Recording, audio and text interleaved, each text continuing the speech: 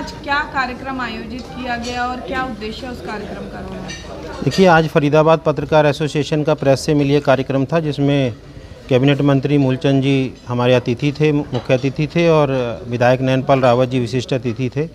तो उसमें मीडिया ने उनके सामने भी जो चुनौतियां हैं आने वाले दौर में, उस चुनौतियों को मीडिया ने मंत्री जी के सामने रखा, विधायक जी के सामने रखा, और विधायक जी ने और मंत्री जी ने भी जो पत्रकार जिस चुनौतियों से दौर से गुजर रहा है और जिस तरीके का आज आधुनिकता जो है पत्रकारिता में आई है, उसको लेकर के उन्होंने भी चर्चा की, उन्होंने मार्गदर्शन भी किया, और जो कार्य जिस तरीके का पत्रकार कर रहे हैं उसकी उन्होंने प्रशंसा भी की। खास करके फरीदाबाद के मीडिया की बड़ी सराहना उन्होंने की कि बहुत सकारात्मक ऊर्जा के साथ जो है फरीदाबाद का मीडिया काम करता है।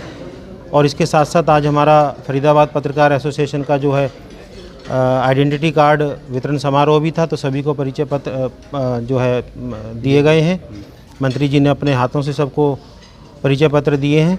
उसके साथ साथ मंत्री जी ने हमारी फरीदाबाद पत्रकार एसोसिएशन के लिए 21 लाख रुपए की राशि की भी घोषणा की है, जिस राशि का इस्तेमाल हम पत्रकारों के कल्याण के लिए, पत्रकारों के परिवारों के कल्याण के लिए, पत्रकारों के जो है उत्थान के लिए हम उसका इस्तेमाल करेंगे। जैसा कि पहले भी हमने घोषणा की हुई है कि फरीदाबाद पत्रकार एसोसिएशन किसी भी विकट परिस्थिति में यदि किसी पत्रकार साथी की दुर्घटना हो जाती है तो उसमें आर्थिक मदद देगा। इसके साथ साथ जो एजुकेशनल टूर हैं वो भी फरीदाबाद पत्रकार एसोसिएशन के माध्यम से आयोजित किए जाएंगे।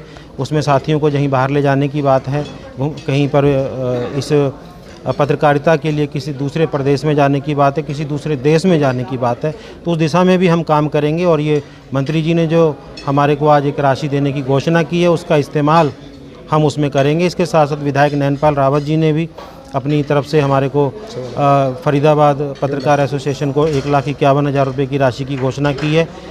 Faridabad chamber of commerce and industry के जो प्रेसिडेंट हैं HK बत्रा जी ने उद्योगों की तरफ से उन्होंने भी आश्वासन दिया है। इसके साथ साथ हमारे साथ आज बार एसोसिएशन के अध्यक्ष राजेश बैंसला जी थे, उन्होंने भी पूरा आश्वासन दिया है कि फरीदाबाद मीडिया के लिए वो सब साथ खड़े रहेंगे। सर, फरीदाबाद में पत्रकारों के अनेक संगठन चल रहे हैं और काफ़ी कुछ सदस्य हैं या जो किसी भी संगठन का हिस्सा नहीं है, पत्रकार ऐसे होते हैं कि कई बार विपत्ति में होते हैं और उस वक्त संगठन साथ खड़े नज़र नहीं आते हैं। तो अगर कोई पत्रकार आपके संगठन का हिस्सा है या नहीं, या किसी और संगठन का और आपसे मदद मांगता है, तो क्या वह अपेक्षा कर सकता है? देखिए, बिल्कुल पत्रकार होता है। ये संगठन जो बने हुए हैं, ये संगठन अलग अलग 2-3 संगठन जो भी हैं, वो संगठनों का मतलब ये नहीं है कि वो पत्रकार अलग हैं और हम पत्रकार अलग हैं। हम पत्रकार एक ही हैं, हम एक ही पत्रकार बिरादरी के सदस्य हैं सभी लोग।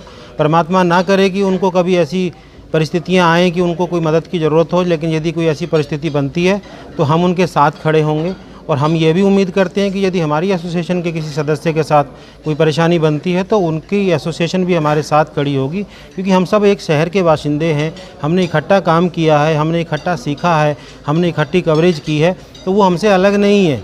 ये धारणा मैं बिल्कुल स्पष्ट कर देना चाहता हूं कि किसी भी पत्रकार एसोसिएशन का, किसी भी पत्रकारों के संगठन का हमारे साथ कोई तनाव नहीं है। वो सब हमारे भाई हैं, साथी हैं, सदस्य हैं। हम भी उनके सदस्य रहे हैं, वो भी हमारे सदस्य रहे हैं। हम लोगों ने इकट्ठा काम किया है, तो बिल्कुल वो पत्रकार जो साथी सदस्य हैं उनका भी हम उसी रूप से मदद और सहयोग करेंगे जैसे हमारे सदस्य हैं, बशर्ते कि हमारे पास उसकी एक सूचना हो, हमें पता लगे। कई बार ऐसा होता है कि हमें पता ही नहीं लग पाता और उनके साथ कोई यदि परेशानी है तो हमें पता लगेगा तो हम ज़रूर उनके साथ खड़े होंगे। पिछले कुछ समय में सर महिला पत्रकारों की संख्या लगातार बढ़ रही है, किस तरह से देखते हैं वरिष्ठ पत्रकार होने के नाते से, और क्या अनुभव के आधार पर टिप्स देना चाहिए? देखिए, महिलाएं अब तो एक सामाजिक दृष्टि से भी महिलाओं को पुरुषों के बराबर माना जा रहा है। अब तो वो एक समस्या नहीं रही है कि भी पहले महिलाओं को ये कहा जाता था कि दीनहीन और कमज़ोर समझा जाता था। अब वो स्थिति नहीं है। महिलाएं जो है देश का नेतृत्व कर रही हैं, प्रदेश में, हमारे प्रदेश में भी नेतृत्व कर रही हैं, तो बड़े बड़ी पदों पर महिलाएं पहुंची हैं। तो पत्रकारिता में भी आप देख रहे होंगे, बड़े मीडिया में यदि नेशनल इंटरनेशनल लेवल पर भी आप देखेंगे तो महिलाओं की भूमिका पुरुषों से कम नहीं है। और फरीदाबाद के लिए ये गौरव की बात है कि फरीदाबाद के मीडिया में महिलाओं की संख्या बढ़ी है और महिलाओं ने बड़ा अच्छा प्रदर्शन किया है।